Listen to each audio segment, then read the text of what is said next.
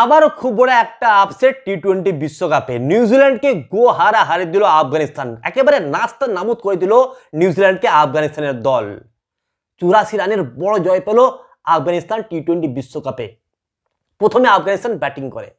প্রথম 10 ওভারে আফগানিস্তানের রান ছিল মাত্র 55। শেষ 10 ওভারে আফগানিস্তান রান করে 104 রান। 104 রান করে শেষ 10 ওভারে এই আফগানিস্তানের দল। রহমানুল্লাহ গুরবাজ করেন 80 রান, ইব্রাহিম জাদরান করেন 44 রান এবং আজমাতুল্লাহ উমরজাই করেন 22 রান। এই তিনজন ব্যাটসম্যানই রান করতে পারে। বাকি যে সমস্ত ব্যাটসম্যানরা রয়েছেন তারা কেউ সেভাবে ব্যাটিং করতে পারেননি এবং বলও খেলতে পারেননি। সুতরাং আফগানিস্তান 20 ওভার শেষে 6 উইকেট হারিয়ে 159 রান করে। সকলেই ভাবছিল 159 রান খুব সহজে চেস করে নেবে এই নিউজিল্যান্ডের দল। কারণ নিউজিল্যান্ডের দলে তাবড় সব ক্রিকেটার রয়েছেন। Kane Williamson, Devon Conway, Glenn Phillip, Chapman, Daryl Mitchell. তো এরা এই রানটা খুব সহজে চেস করে দিবে। যখন নিউজিল্যান্ড ব্যাটিং করতে নামে তখন বোলিং করতে আসে আফগানিস্তানের হয়ে ফাস্ট বোলার ফাজাল ফারুকি। ফাজাল ফারুকি প্রথম বলেই বোল্ড করে দেন ফিন অ্যালেনকে এবং দুর্ধর্ষ বোলিং করেন। একদিকে আউটসুইং, অন্যদিকে ইনসুইং এবং পরপর 3টা উইকেট ফেলে দেন এই ফাজাল ফারুকি নিউজিল্যান্ডের। নিউজিল্যান্ড ব্যাকফুটে চলে যায়। তারপর আর কামব্যাক করতে পারেনি এই নিউজিল্যান্ডের দল।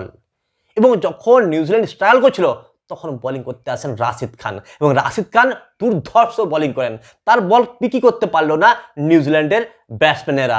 নিউজিল্যান্ডের একটার পর একটা ব্যাটসম্যান রাশিদ খানের ফিরকির কাছে আউট হয়ে প্যাভিলিয়নে ফিরতে শুরু করে। রাশিদ খান নেন 4টা উইকেট, ফাজাল ফারুকি নেন 4টা উইকেট। দুজনেই এই দুইজন বোলার পুরো নাস্তা নাবুদ করে দেয় নিউজিল্যান্ডের পুরো দলটাকে এবং মাত্র 75 রানেই 15.2 ওভারে অল আউট করে দেয় নিউজিল্যান্ডকে এই আফগানিস্তানের দল। যেটা কেউ ভাবতেই পারেনি যে নিউজিল্যান্ডকে 15.2 ওভারে 75 রানে আফগানিস্তান অল আউট করে দিবে। আর সেটাই হলে দেখালো আফগানিস্তান। খুবই খুশি আফগানিস্তানের সমর্থকেরা। আফগানিস্তান এই ধরনের পিচে, স্লো পিচে যে খুব দুর্ধর্ষ বোলিং করবে সকলেই ভাবছিল, কিন্তু এতটা যে দুর্ধর্ষ বোলিং করবে সেটা কেউ ভাবতে পারেনি। যে নিউজিল্যান্ডের মতো দলকে, যে দলের কখনো আফগানিস্তানের কাছে এই বিশ্বকাপে হারেনি, সেই দল 2024 টি-20 বিশ্বকাপে হেরে গেল আফগানিস্তানের কাছে। এখন নিউজিল্যান্ডের কাছে খুব বড় একটা চ্যালেঞ্জ রয়েছে। যদি নিউজিল্যান্ড ওয়েস্ট ইন্ডিজকে না হারাতে পারে তাহলে কিন্তু হয়তো এবছর টি-20 বিশ্বকাপে সুপার 8-এ কোয়ালিফাই করতে পারবে না নিউজিল্যান্ড।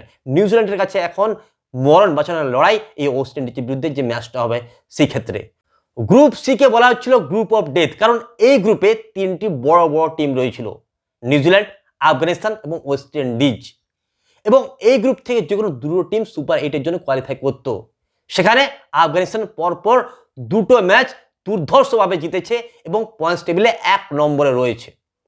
যদি পরবর্তী ম্যাচ এই আফগানিস্তান ওয়েস্ট ইন্ডিজকে হারিয়ে দেয় তাহলে কিন্তু গ্রুপ টেবিলে তারা টপেই রয়ে যাবে। এখন দেখার যে পরবর্তী ম্যাচ যাবে ওয়েস্ট ইন্ডিজের সাথে, তখন এই আফগানিস্তান দল কেমন পারফরমেন্স করে।